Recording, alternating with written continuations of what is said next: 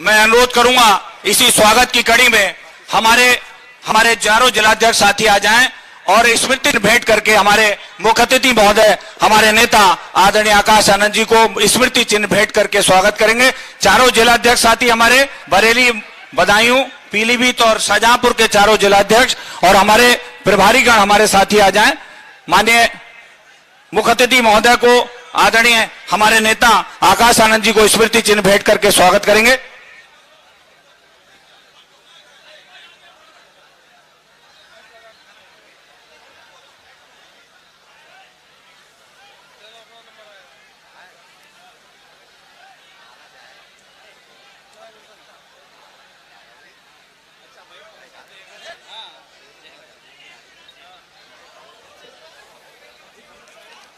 जैसा कि आप सभी को बहुत देर से इंतजार था, अब मैं इससे पहले कि हमारे मुख्य अतिथि हमारे नेता आदरणीय आकाश आनंद जी आपसे मुखातिब हों, मैं 2 शब्दों के लिए उनके स्वागत के लिए अनुरोध करूंगा हमारे प्रभारी आदरणीय शमसुद्दीन राय साहब से कृपया 2 शब्द माइक पर आकर हम सभी के बीच में हमारा मार्गदर्शन करें। हमारे रवि मौर्य जी चांदी का मुकुट भेंट करके स्वागत कर रहे हैं। रवि मौर्य जी मंडल के प्रभारी हैं।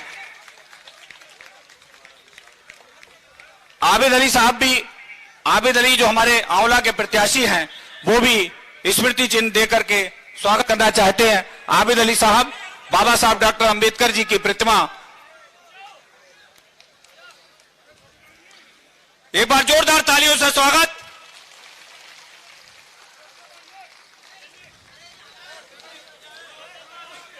भाई शोर नहीं, शोर नहीं, शोर नहीं।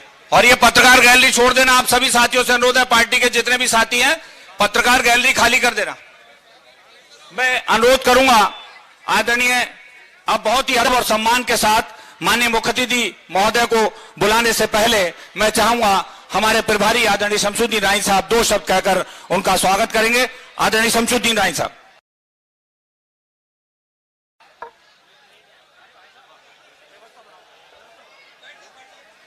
मैं सबसे पहले भारत के संविधान को बनाने वाले बाबा साहब बी.आर. अम्बेडकर साहब, बामसेफ DS4 के संस्थापक मानवर काशीराम साहब को श्रद्धा सुमन अर्पित करते हुए आज एक कार्यकर्ता महासम्मेलन के मुख्य अतिथि राष्ट्रीय कोऑर्डिनेटर भाई आकाश आनंद जी हमारे बीच में आ चुके हैं।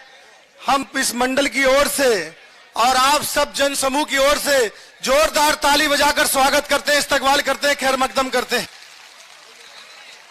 साथियों, ये 24 जनसभा है, ये दिशा और दशा दोनों बदलती है।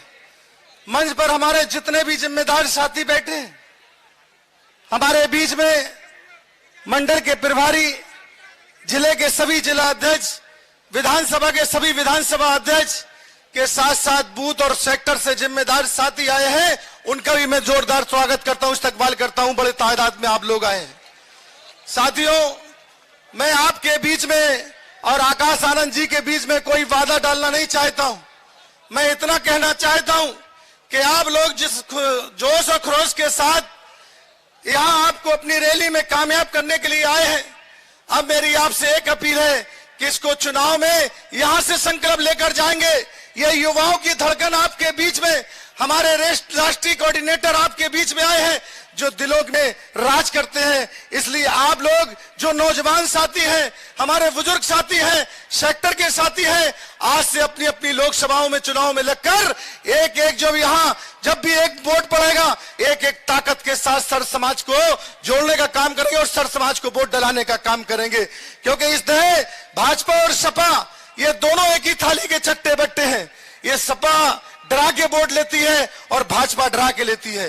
भाजपा हिंदू भाई को डरा के मुसलमानों का डर दिखाती है और समाजवादी पार्टी भाजपा का डर दिखा के वोट देती है। इसलिए ऐसे बहरूपियों को आप लोगों को मुंह तोड़ जवाब देना है। इस बार बरेली मंडल में हमारी जितनी भी लोकसभा सीटें हैं, सबको जीत कर आना है। इसी अंदाज के साथ ही आवाज के साथ मैं अपनी बात को विराम देता हूं और मैं गुजारिश करता हूं कि आप हमारे बीच में राष्ट्रीय कोऑर्डिनेटर आए, उनको अपने, क्योंकि बीच में जाम मिल गया था, बहुत बड़ा जाम था, लेकिन हम लोग रास्ता निकालते हुए चले आए आपके बीच में। अब मैं इसी अंदाज के साथ अपनी बात को विराम देते हैं। जय भीम, जय भारत, खुदा हाफिज। हमारे वाल्मीकि समाज के प्रतिनिधि हमारे ऋषिपाल वाल्मीकि जी एक स्मृति चिन्ह भेंट करना चाहते हैं, ऋषिपाल वाल्मीकि जी। और उसके बाद मैं माननीय मुखतिथि महोदय को अनुरोध करूंगा कि हम सभी का मार्गदर्शन करें। बहुजन समाज पार्टी जिंदाबाद, बहुजन समाज पार्टी जिंदाबाद, बहन कुमारी मायावती जी जिंदाबाद, बहन कुमारी मायावती जी जिंदाबाद, माननीय आकाश आनंद जी जिंदाबाद। बहुत बहुत धन्यवाद।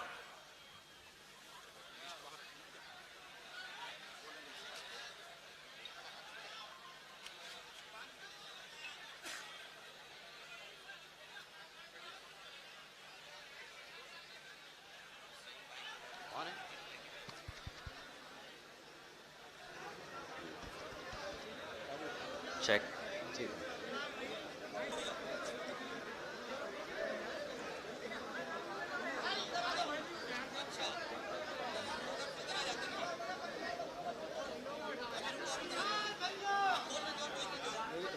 नहीं नहीं नहीं, पीछे पीछे रहे।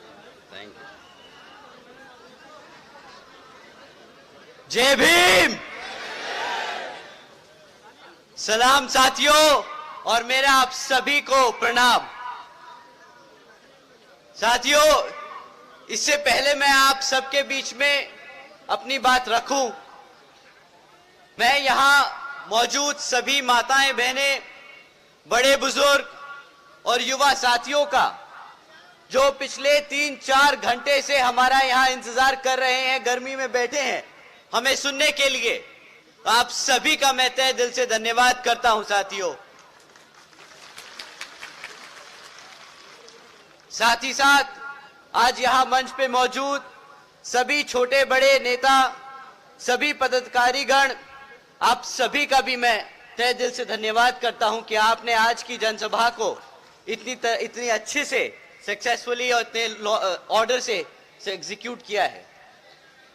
साथियों, सबसे पहले मैं अपने सभी संतों, गुरुओं, महापुरुषों को, जिसमें खासकर महात्मा ज्योतिबा फूले, छत्रपति शाहूजी महाराज, नारायण गुरु, पेरियार राम स्वामी जी, बाबा साहब डॉक्टर भीमराव अंबेडकर जी एवं मान्यवर साहब श्री काशीराम जी को नमन करता हूं। साथियों, इससे पहले मैं इस लोकसभा के संबंध में जरूरी बातें रखने से पहले मैं यहां बहुजन समाज पार्टी की राष्ट्रीय अध्यक्ष व उत्तर प्रदेश की 4 बार मुख्यमंत्री व पूर्व सांसद आदरणीय बहन कुमारी मायावती जी को नमन करते हुए उनका तहे दिल से आभार व्यक्त करता हूं। साथियों, जिन्होंने अपनी पूरी जिंदगी बामसेफ, DS4 व बीएसपी के जन्मदाता एवं संस्थापक मान्यवर साहब श्री काशीराम जी के बताए हुए रास्ते पर चलकर परम पूज्य बाबा साहब डॉक्टर भीमराव जी के मानवतावादी व आत्मसम्मान एवं स्वाभिमान के मूवमेंट के कारवा को अपने आजीवन त्याग, तपस्या व कड़े संघर्ष के जरिए नई राजनीतिक ऊर्जा, शक्ति व पहचान देने का काम किया है तथा उत्तर प्रदेश जैसे विशाल व महत्वपूर्ण राज्य में 4 बार अपनी पार्टी बीएसपी के नेतृत्व में सरकार बनाकर खासकर बहुजन समाज के लिए ऐसी मिसाल बन गई हैं जिनसे प्रेरणा लेकर आज करोड़ों लोग यहां पर सामाजिक परिवर्तन व आर्थिक तरक्की से प्रभावित होकर बीएसपी मूवमेंट से जुड़ चुका हूं और उनके पद चिन्हों पर चलकर उस मिशनरी दायित्व, कर्तव्य व फर्ज को पूरी कोशिश करूंगा निभाने की, जिसके लिए बहुजन समाज के मसीहा परम पूज्य बाबा साहब डॉक्टर भीमराव अंबेडकर जी आजीवन कड़ा संघर्ष करते रहे।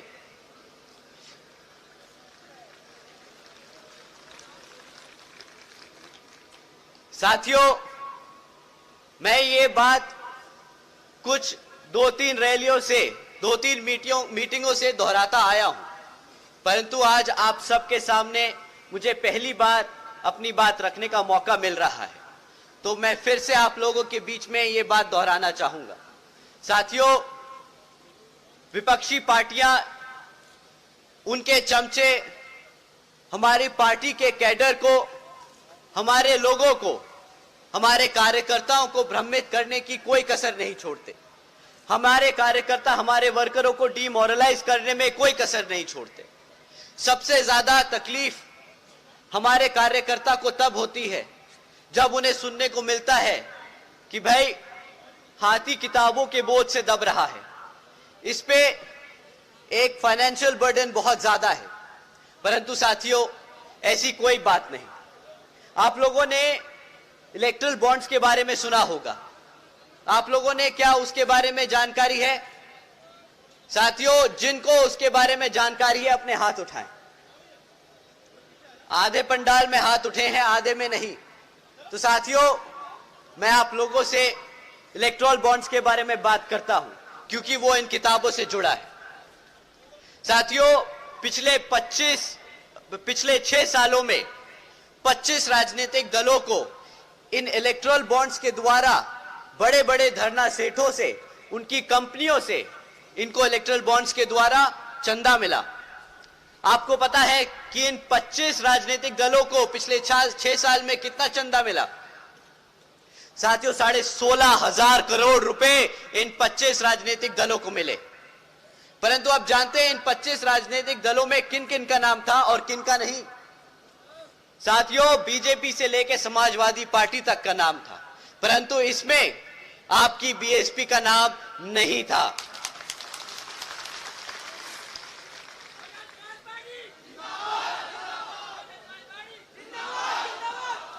साथियों, बीएसपी केवल यहां उत्तर प्रदेश में नहीं बल्कि पूरे देश में बड़े बड़े पूंजीपतियों व धरना सेठों के धन बल के सहारे नहीं, बल्कि अपने समर्थकों, कार्यकर्ताओं, वर्करों के बल पर, उनके तन मन और धन के आधार पर यहां अपना चुनाव लड़ती आई है और आगे भी अपना चुनाव उन्हीं के बल पे लड़ती जाएगी। तो साथियों, बीएसपी का सच्चा कार्यकर्ता कभी भी किताब को अपना बोझ नहीं समझता। बीएसपी का सच्चे कार्यकर्ता उसको अपना कर्तव्य समझता है, क्योंकि वो जानता है कि इसी किताब की वजह से बीएसपी का मूवमेंट, बाबा साहब का मूवमेंट, मान्यवर साहब की जिंदगी का मिशन आगे बढ़ता जाएगा। साथियों, जैसा कि आप जानते हैं कि लोकसभा के आम चुनाव चल रहे हैं और हमारी तरह ही बाकी पार्टियां भी मैदान में उतरी हुई और आप लोगों के बीच आके मीठी मीठी बातें करेंगी, आप लोगों का वोट लेने की कोशिश करेंगी। परंतु साथियों, मैं आप लोगों से एक बारी ये दरख्वास्त करता हूं कि इस बारी किसी भी नेता को अपने बीच में बैठने से पहले, अपने बीच में बोलने से पहले उससे 10 सवाल कीजिएगा, उससे पिछले 10 सालों का सवाल कीजिएगा। अगर भाजपा से कोई आता है तो उससे 3 चीजों पे पूछिएगा कि भाई, तुम लोगों को 10 साल से इस जनता ने मौका दे रखा है, तुम पिछले 10 साल से भारत की केंद्र सरकार चला रहे हो, तो हमें इन 3 चीजों पे सवाल का जवाब दो कि साथियों, उन्होंने आपके बच्चों की शिक्षा के लिए क्या किया? साथियों, उन्होंने आपके रोजगार के लिए क्या किया? और साथियों, उन्होंने आपकी सुरक्षा के लिए क्या किया? साथियों, मुद्दे तो बहुत से हैं जिन पे उनकी विफलताएं अनेकों हैं, परंतु शिक्षा, रोजगार और सुरक्षा हमारे समाज के लिए सबसे ज्यादा जरूरी है। साथियों, शिक्षा के मामले में अगर भाजपा के काम का चिट्ठा खोला जाए तो बीजेपी की सरकार के चलते हुए शिक्षा के नाम पर सिर्फ पेपर लीकों की खबरें आई हैं। आप लोग सब जानते हैं कि जब भी किसी भी सरकारी नौकरी के लिए एंट्रेंस टेस्ट होता है तो हमारे हजारों बच्चे हमारे हजारों युवा साथी लाइन से लगाकर वो टेस्ट देने मेहनत करने जाते हैं, इस उम्मीद से कि उनको शायद टेस्ट में नंबर निकल आए, उनका कागज निकल आए, तो शायद उन्हें नौकरी मिल जाए। परंतु जैसे ही टेस्ट खत्म होता है, कुछ दिनों बाद खबर निकली है कि भाई ये पेपर लीक हो गया, वो पेपर लीक हो गया, और उसके बाद सरकार को बहाना मिल जाता है, सरकार को बहाना मिल जाता है वो सारी नौकरियां रद्द करने का। साथियों, वो लोग बहाना ढूंढते हैं, आपको किसी तरह रोजगार ना मिल पाए वो बहाना ढूंढते हैं। साथियों, बीजेपी की सरकार चलते हुए आज 8वीं कक्षा के आधे से ज्यादा बच्चे प्लस माइनस नहीं कर पाते। साथियों, बीजेपी की सरकार चलते हुए आधे से ज्यादा बच्चे अंग्रेजी के आधे शब्द नहीं बोल पाते, अंग्रेजी की शब्द नहीं समझ पाते। साथियों, एक तरफ केंद्र की सरकार बोलती है हम डिजिटल इंडिया बनाएंगे, हमारा इंडिया डिजिटल होता जा रहा है, परंतु आज भी 65% से ज्यादा स्कूलों में एक भी कंप्यूटर नहीं है। साथियों, अगर शिक्षा की बात करें तो वो आप सब जानते हैं कि आपके लिए कितनी महत्वपूर्ण है, आपके बच्चों के लिए कितनी महत्वपूर्ण है। अगर आपके बच्चे शिक्षक होंगे तभी वो आगे नौकरियों के लिए अप्लाई कर पाएंगे, अगर नौकरियां मिलेंगी तभी वो अपने पैरों पर खड़े हो पाएंगे। अगर कोई सरकार आपके बच्चों की शिक्षा से खिलवाड़ करे, वो आपकी शिक्षा से नहीं, आपके आने वाले भविष्य से खिलवाड़ कर रही है। साथियों, इसी क्रम में हमारे युवा साथियों को जो तकलीफ सहने को मिल रही है वो है रोजगार की। आज बीजेपी की सरकार के चलते हुए 3 में से 1 ग्रेजुएट युवा साथी बेरोजगार है। यहां पे कितने हमारे युवा साथी हैं जिनको आज तक एक भी नौकरी नहीं मिली? हाथ उठाकर बताएं साथियों। आधा पंडाल अपना हाथ उठा रहा है। इसकी तस्वीरें सोशल मीडिया पे डालकर आप भाजपा की सरकार तक पहुंचाने का काम करें। साथियों, उन्हें पता होना चाहिए कि उन्होंने पिछले 10 साल में क्या काम किया है।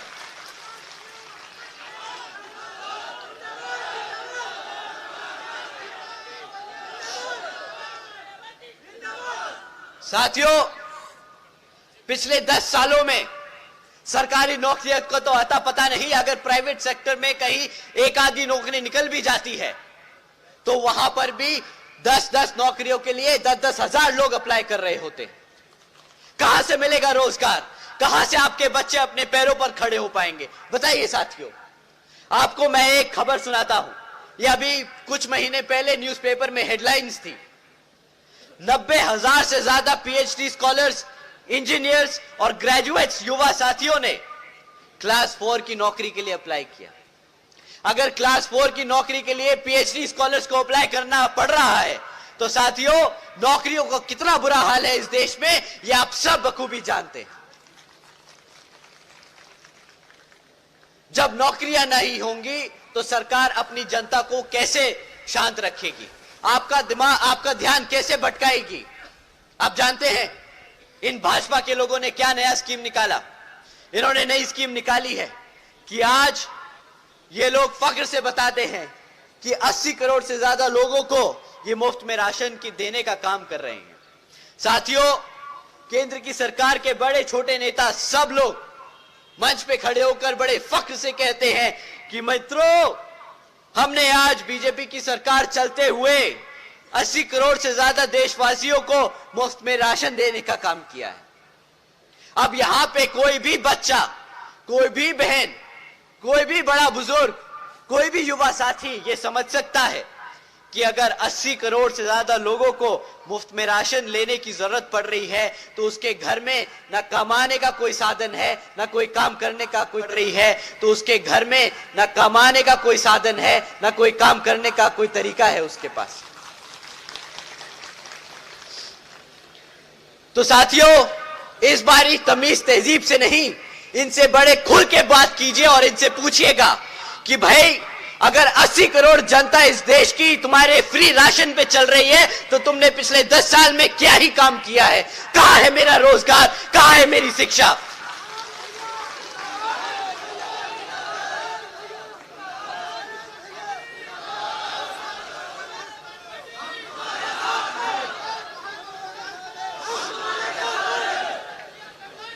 साथियों, दूसरा सवाल, इसी 80 करोड़ की स्कीम पर, इसी राशन की, फ्री राशन की स्कीम पर आपको दूसरा सवाल इनसे पूछना होगा कि भाई ये 80 करोड़ लोगों को फ्री में राशन बांटने की कीमत क्या है? क्योंकि ये भी कभी ना कभी आपके टैक्स के पैसों से दिया जा रहा है। ये भारत की सरकार का लिया हुआ कर्जा है जो हमारे लोगों को बांटा जा रहा है राशन की और राशन के रूप में। तो साथियों, इसकी कीमत भी आज नहीं तो कल आपके बच्चों को चुकानी होगी। तो इनसे पूछे कि इसकी कीमत क्या है। साथियों, सरकार का डेटा कहता है कि अगर भारत की सरकार 80 करोड़ लोगों को ये मुफ्त में राशन देने का काम कर रही है तो इसकी कीमत 2 लाख करोड़ से ज्यादा है।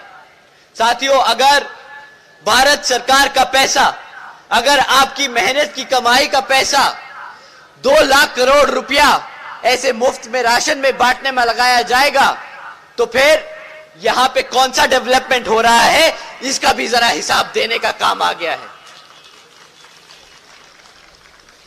साथियों, अब ये 2 लाख करोड़ रुपए राशन पे खर्च रहे हैं। प्रति एक घर में कितने का राशन पहुंच जाता है महीना? 500,000 रुपया,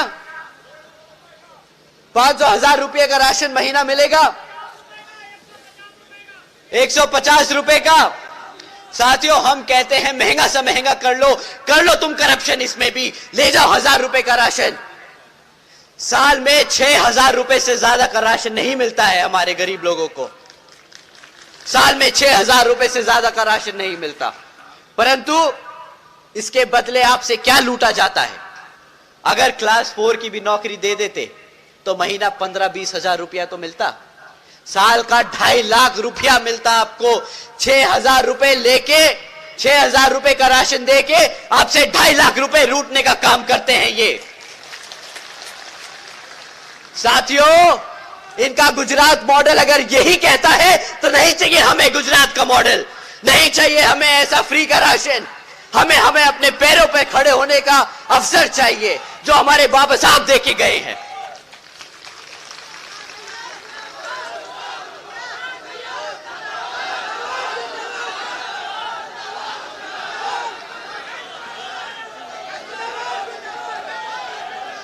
साथियों, ना ये आपके बच्चों को शिक्षा दे पाए, ना हमारे युवा लोगों को रोजगार दे पाए। अब बात करते हैं इनकी सुरक्षा की। मैं बस एक लाइन बोलूंगा, मैं इनका एक पास किया हुआ ऑर्डर आपको बताऊंगा। अगर ज्यादा बोला तो शायद नाराज ना हो जाएं ये लोग, परंतु आप लोगों को जानना बहुत जरूरी है। साथियों, अभी कुछ समय पहले भाजपा के मुख्यमंत्री जी ने यहां पर एक ऑर्डर पास किया। ऑर्डर में कहा कि लड़कियों को आज शाम को 8 बजे के बाद से प्राइवेट इंस्टीट्यूट्स में, कॉलेजेस में ट्यूशंस लेने की जरूरत नहीं है, उन्हें लेने नहीं दिया जाएगा। वो शाम को 8 बजे के बाद घर से बाहर नहीं निकल सकती, क्योंकि यहां की सरकार उनकी सुरक्षा की गारंटी नहीं ले सकती। साथियों, अगर ये सरकार आपके सामने बेशर्मों की तरह बोलती है कि हम अपनी बेटियों की सुरक्षा नहीं कर सकते, तो इस सरकार को सत्ता में रहने का कोई हक नहीं।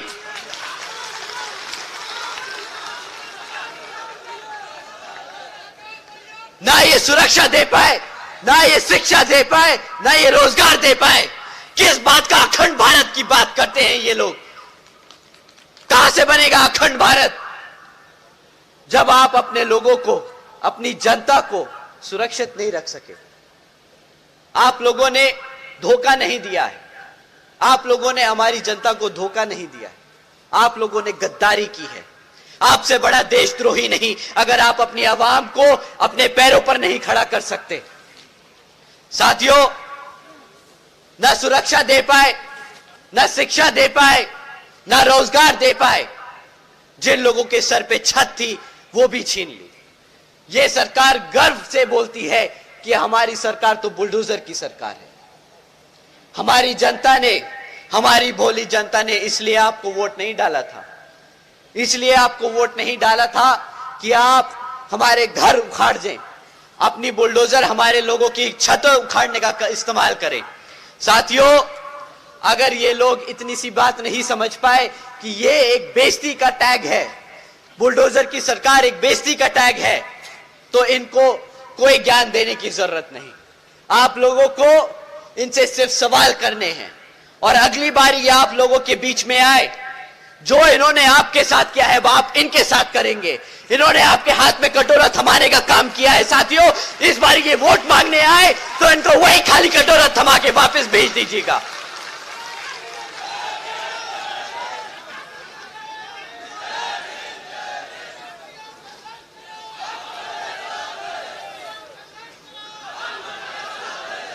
अब साथियों, इन्होंने आपको पढ़ने नहीं दिया, इन्होंने आपको रोजगार नहीं दिया। इनकी अब मानववादी सोच सोचिए, इनकी प्लानिंग समझिए। जब आप पढ़ेंगे नहीं तो अपने इतिहास के बारे में जानेंगे कैसे? जब आपको नौकरी नहीं मिलेगी तो आपको रिजर्वेशन कहां से मिलेगा? साथियों, इन्होंने आपके इतिहास को खत्म करने की कोशिश की है। अगर ये पार्लियामेंट में आपका संविधान नहीं बदल सकते तो ये इस तरीके से आपका भविष्य खत्म करने की कोशिश कर रहे हैं। साथियों, अगर बहन जी नहीं होती अब तक तो ये हमें कब का मिटा चुके होते।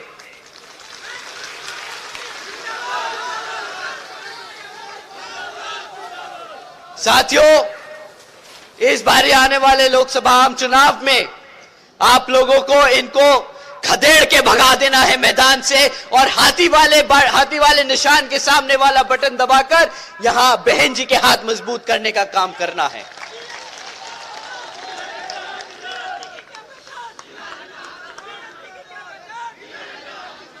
साथियों, जैसा कि आप सब जानते हैं, हमारी पार्टी ने यहां पर अलग अलग क्षेत्रों में हमारे कैंडिडेट्स उतारे हैं, जैसा कि हमारे सारे कैंडिडेट्स आपके सामने खड़े हैं। साथियों, ये आज से नहीं, बहुत सालों से आप लोगों के बीच में रहकर काम कर रहे हैं।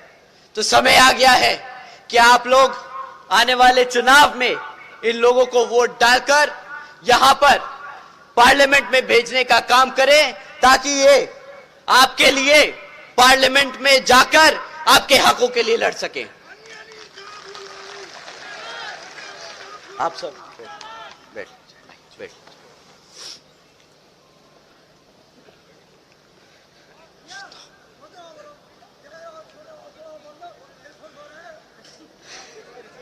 अभी मेरा भाषण खत्म नहीं हुआ साथियों, अभी तो बेइज्जती करना बाकी है, प्यार प्यार से करेंगे।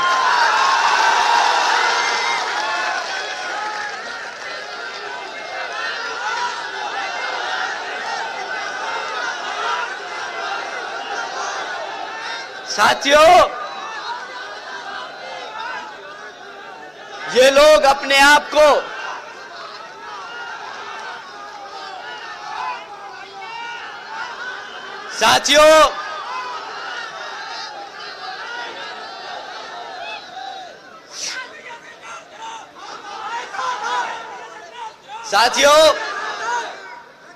ये लोग अपने आप को बहुत समझदार समझते हैं। ये बोलते हैं कि भारत ने गुजरात का मॉडल फॉलो किया और भारत को $5 ट्रिलियन की इकोनॉमी बनाने का काम कर रहे हैं।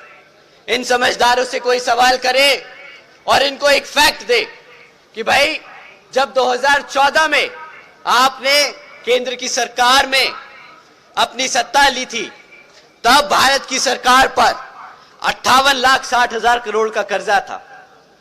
एक समझदार आदमी भी ये जानता है कि अगर उस पे कर्जा बढ़ता जाएगा तो वो फाइनेंशियली कमजोर होता जाएगा।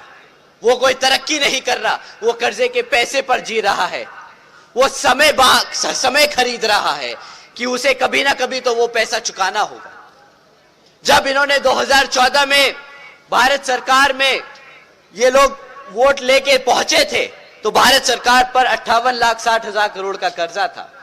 आज 10 साल बाद 2014 में यही कर्जा बढ़कर 152 लाख करोड़ हो चुका है। साथियों, क्या यही है समझदारी का काम? कोई समझदार आदमी क्या इतना कर्जा लेता है? क्या कोई कर्जे से आज तक अपने देश को बड़ा बना पाया है क्या? आप ही बताइए साथियों।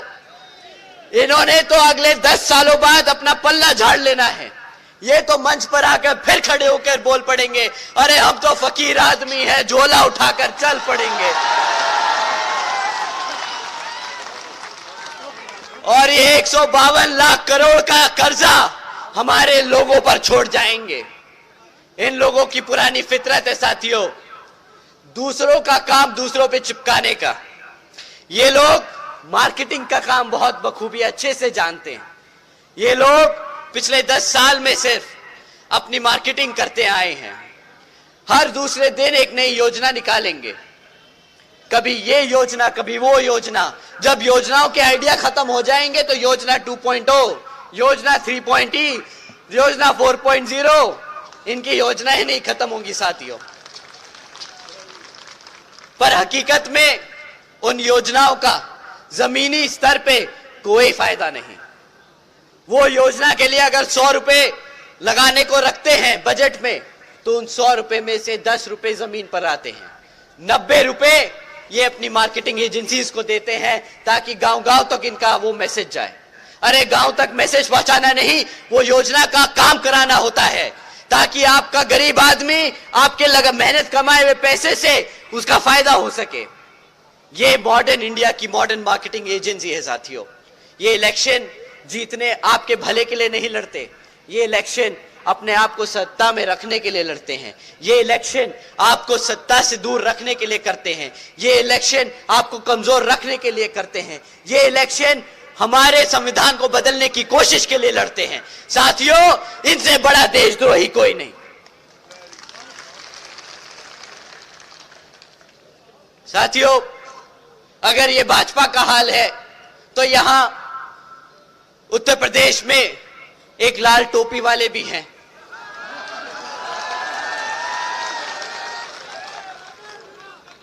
वो भैया साइकिल पर साइकिल पे चढ़कर पूरे प्रदेश में चक्कर लगाकर एक बारी राज सत्ता में तो आ गए, परंतु आज भी 7 साल बाद उनके पास अपने काम 5 साल के कार्य के लिए क्या करा वो बताने को कुछ नहीं। आप लोगों को उन्होंने खूब उल्लू बनाया, टोपी पहन गए और आपको भी टोपी पहना गए, परंतु इस बारी साथियों अब आप लोग इनके झांसे में मत आइएगा। ये लोग मीठी मीठी बातें बहुत से काम पूछना है कि इन्होंने करा क्या। पिछले विधानसभा आम चुनाव में हमारे मुसलमान के भाइयों ने इनको एक तरफा वोट डाला, पर आज उसी समाज के अत्याचारों के खिलाफ इनके मुंह से एक शब्द नहीं निकलता। क्या बताओ, सच है कि नहीं साथियों? साथियों, जो इनके लिए वोट डालता है उनके लिए तो ये लड़ नहीं सकते, परंतु संसद में रिजर्वेशन इन प्रमोशन के खिलाफ इन लोग चढ़कर खाली हाथ ही नहीं मुंह भी बहुत तेज तेज चलाते हैं और बिल फाड़ने का काम करते हैं। इनको वोट डालना मतलब हमारे समाज के खिलाफ वोट डालना हो जाएगा। इस बारी आप ना अपने आप से किसी साथी को इनके फेवर में वोट डालने की कोशिश ना करने दें साथियों। इसके साथ साथ यहां कांग्रेस भी आपके बीच में आएगी। वो भी भैया एक देश के कोने से दूसरे कोने से चलने का काम कर रहे हैं, बोल रहे हैं कि हम भारत जोड़ेंगे। पिछले 60-70 सालों में तो उनसे भारत बना नहीं, पता नहीं अब कौन सा फेविकॉल लेके घूम रहे हैं कि जो भारत जोड़ेगा। आजकल बोल रहे हैं कि भारत की जनता को हमारे SC ST भाइयों को रिजर्वेशन देने का काम करेंगे। उन समझदार आदमी को बताए कोई कि हमारे मान्यवर साहब, हमारी बहन जी ने पिछले 20 सालों से कड़ी मेहनत कर कर हमारे भाइयों को रिजर्वेशन दिलाने का अपने आप काम कर लिया है, उनकी कोई जरूरत नहीं है हमें। वो अपने 60 साल शायद भूल गए हैं, तो उन्हें अगली बारी आप मिले तो जरूर बताइएगा, भाई साहब आपकी अब कोई जरूरत नहीं, आपको जो भारत की जनता ने मौका देना था दे दिया, अब आप अपने घर बैठे। हमारे बहुजन के लोग, हमारी बहन जी अभी जिंदा है और हमारे लिए लड़ती आई है और लड़ती आएंगी।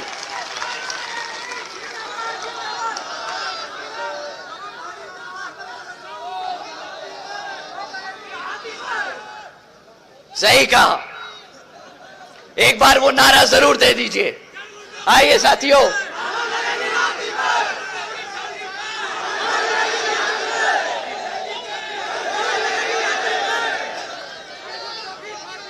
बहुजन समाज पार्टी जिंदाबाद। चरगुंडों की छाती पर, चरगुंडों की छाती पर मोहर लगेगी हाथी पर, चरगुंडों की छाती पर मोहर लगेगी हाथी पर, चरगुंडों की छाती पर मोहर लगेगी हाथी पर। अनेका जी जिंदाबाद, जिंदाबाद जिंदाबाद, अनेका जी जिंदाबाद, जिंदाबाद जिंदाबाद। साथियों, समय आ गया है बताने का कि ये हाथी कभी झुकेगा नहीं, ना ये कभी रुकेगा। आने वाले लोकसभा चुनाव में बता दीजिए इन्हें कि यहां पर किसका राज चलता है।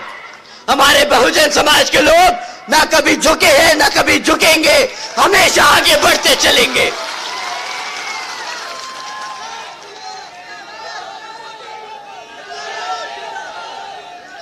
साथियों, मैंने आप सबका बहुत समय लिया, इन सब के बारे में बहुत बात कर ली, परंतु अब आपको बहन जी के कामों के बारे में बात करते हैं, उनके कामों के बारे में बताते हैं, ताकि आप समाज में जाएं तो उनके कामों के बारे में बताएं। साथियों, बहन जी ने कभी एडवर्टाइजमेंट नहीं करी, कभी उन्होंने ऐसा कोई पर्चा नहीं निकाला, उन्होंने कभी मैनिफेस्टो जारी नहीं किया। उन्होंने हमेशा से अपने सभी समर्थकों से, अपने सभी कार्यकर्ताओं से बोला कि आप जनता के बीच में जाएं तो अपना काम लेके जाएं। क्या आपने करा क्या है अपने 5 साल के शासनकाल में? साथियों, उन्हीं में से कुछ मैं आपके सामने रखता हूं। साथियों, बहन जी के गवर्नेंस मॉडल के तहत यहां बसपा की सरकार ने महामाया गरीब बालिका आशीर्वाद योजना के तहत चलकर बहन जी ने 3,25,000 बच्चियों को 1-1 लाख रुपए देने का काम किया है। साथियों, देश में पहली बार ऐसा हुआ कि घर में लड़की पैदा होते ही 1 लखपति बन गई, चाहे वो किसी भी जाति, किसी भी समाज, किसी भी आर्थिक स्थिति से गुजर रही हो। गरीब की बेटी लखपति बनी है। हमारी बहन जी ने फ्री में कभी 2-2.5 हजार रुपए का राशन नहीं दिया, उन्होंने सीधा अपनी बच्चियों को लखपति बनाने का काम किया। साथियों, बहन जी के गवर्नेंस मॉडल के तहत बसपा की सरकार में सावित्रीबाई फुले बालिका शिक्षा योजना भी चलाई गई। इस योजना के तहत 7 लाख बच्चियों को फ्री में 12वीं तक की शिक्षा प्राप्त करने हेतु बहन जी ने 600 करोड़ रुपए की लागत लगाई। साथियों, बहन जी ने 2 लाख करोड़ रुपए फ्री में राशन बांटने का काम नहीं किया, उन्होंने बाबा साहब की बात को जमीन पे उतार के करके दिखाया।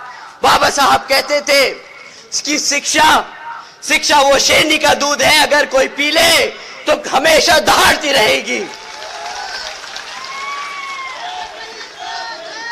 बहन जी ने अपने शासनकाल में हर एक बच्ची को शेरनी बनाने का काम किया है। जब अपने समाज ने बहन जी को शेरनी बनाया तो उन्होंने पलटकर हर एक बच्ची को शेरनी बनाने का काम किया है।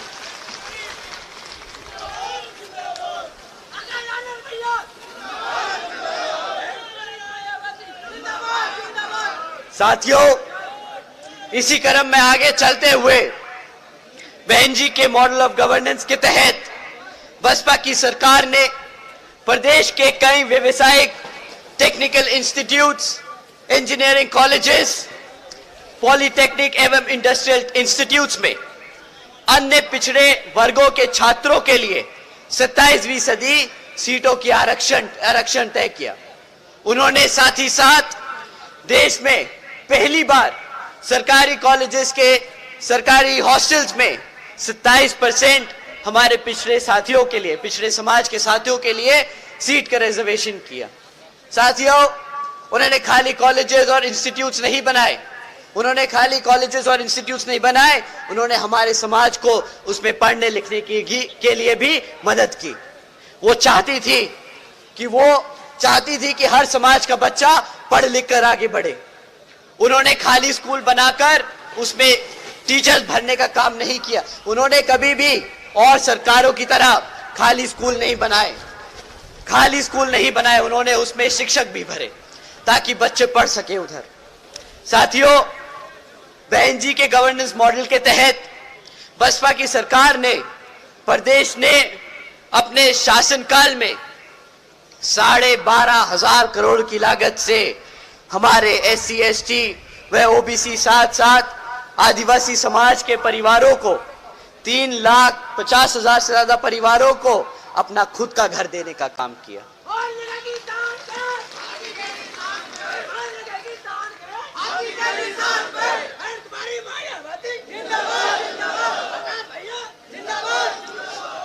साथियों, साथ ही साथ बहन जी के गवर्नेंस मॉडल के तहत चलकर यहां बसपा की सरकार ने सरकारी नौकरियों के साथ साथ देश में पहली बार सरकारी ठेकों में भी आरक्षण की व्यवस्था लागू की।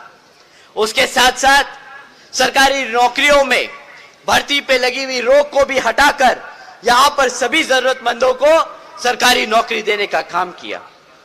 साथियों, बहन जी की सरकार में कृषि एवं संबंधित कार्यों में मिनिमम वेजेस को 55 रुपए से बढ़ाकर 100 रुपए प्रतिदिन करने का काम किया है और अन्य पिछड़े वर्गों के लोगों की क्रीमी लेयर की वार्षिक आय 3 लाख रुपए से बढ़ाकर 5 लाख रुपए करने का काम किया। साथ ही साथ बहन जी ने गन्ना खरीदे के दाम दुगने कर दिए। साथियों, बहन जी ने कभी भी ये नहीं बोला कि वो MSP लागू करेंगे।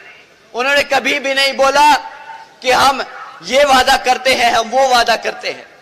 उन्होंने हमेशा जमीन पर उतरकर अपने समाज के लिए काम करके दिखाया है। साथियों, इसके साथ साथ बहन जी ने अपने शासनकाल में 90,000 से ज्यादा अधिक शिक्षकों को सरकारी नौकरी दी। स्कूल बनाए तो वहां पे टीचर्स की भी भर्ती करी ताकि हमारे समाज पढ़ सके। 1 लाख से अधिक सफाई कर्मचारियों को नौकरी देने का काम किया। 2 लाख से अधिक नौजवानों को पुलिस फोर्स में भर्ती किया और 6 लाख से अधिक हमारे अपर कास्ट समाज के गरीब भाइयों को भी विभिन्न विभागों में सरकारी नौकरी देने का काम किया है। साथियों, बहन जी के गवर्नेंस मॉडल के तहत चलकर ही हमारी सरकार देश के हर एक समाज के लोगों को अपने पैरों पर खड़ा कर उसको स्वाभिमान से जीने का अधिकार दिलाने का काम करेगी। तो साथियों, इन्हीं जरूरी बातों के साथ ही अब मैं आप सभी लोगों से मेरे साथ साथ खासकर आदरणीय बहन कुमारी मायावती जी की भी यही विशेष अपील है कि इस समय देश में हो रहे लोकसभा आम चुनाव में आप सभी लोग हर मोर्चे पर सावधान रहें। आपका वोट बहुत कीमती है साथियों। आपके वोट को कोई खरीद ना सके, आपके वोट को कोई लूट ना सके, आपके वोट को कोई खराब होने ना दे। साथियों, जाति बिरादरी, धन बल, मंदिर मस्जिद या किसी भी भावना भगवान आदि के नाम पर कोई स्वार्थी आदमी आप लोगों को फंसा न ले और आपके वोट का दुरुपयोग ना करे। आप लोगों को संभल के रहना होगा, क्योंकि देश के हर एक महिला, हर एक पुरुष, हर एक युवा साथी को यह अधिकार यहां परम पूज्य बाबा साहब डॉक्टर भीमराव अंबेडकर जी की अति महत्वपूर्ण देन है। साथियों, इसी वोट से आप उस सत्ता पे ताबीज हो सकते हैं, उसी सत्ता की चाबी ले सकते हैं। तो साथियों, मैं आप सब से यही खास अपील करता हूं कि साथियों, ये समय आ गया है कि आप सब आपस में गलतफहमियों को दूर करें, आपस के झगड़े को छोड़ दें, एक तरफ करें और आने वाले इस लोकसभा आम चुनाव में यहां जिन ही क्षेत्रों में बीएसपी के लोकसभा के उम्मीदवार चुनाव लड़ रहे हैं, तो उन्हें आप लोग वोटिंग मशीन के पर बीएसपी के हाथी के चुनाव चिन्ह को सामने वाला बटन दबाकर यहां बहन जी के हाथों को मजबूत करने का काम करें। और इसके लिए इसके लिए मैं यहां अपने युवा साथियों को बोलूंगा, आप लोग बढ़ चढ़कर इसमें अपना हिस्सेदारी निभाएं और अपने सभी बड़े बुजुर्गों को लेके जाएं और वोट डाल के आएं। इसी के साथ साथ मैं आज यहां मौजूद दोबारा से यहां पर सभी बड़े बुजुर्ग, माताएं, बहनें, युवा साथी, मीडिया बंधु, हमारे सभी छोटे बड़े पदाधिकारी, आप सभी को तहे दिल से धन्यवाद करता हूं। और आज यहां हमारे बीवीएफ के जवान साथी भी हैं। आप लोगों ने जिस तरीके से इस मीटिंग को कंडक्ट किया, लॉ एंड ऑर्डर मेंटेन करके रखा, आप सभी को मैं तहे दिल से धन्यवाद करता हूं। जय भीम, जय भारत। बहुत बहुत धन्यवाद। बरली जनपद में अपना कीमती समय देने का हमारे पार्टी के राष्ट्रीय कोऑर्डिनेटर श्री आकाश आनंद जी का। आज मैं इस मंच के माध्यम से कुछ घोषणा करना चाह रहा हूं जो पार्टी ज्वाइन कर रहे हैं। गौरव जायसवाल जी जिला कोषाध्यक्ष समाजवादी पार्टी छोड़कर बहुजन समाज पार्टी की सदस्यता ग्रहण कर रहे हैं। मुदित प्रताप सिंह पति जिला पंचायत सदस्य वार्ड नंबर 40 आंवला से बहुजन समाज पार्टी की सदस्यता ग्रहण कर रहे हैं। प्राची सिंह जिला पंचायत सदस्य वार्ड नंबर 40 आंवला से बहुजन समाज पार्टी की सदस्यता ग्रहण कर रहे हैं। मैं इनका बहुत बहुत आभार और स्वागत करता हूं।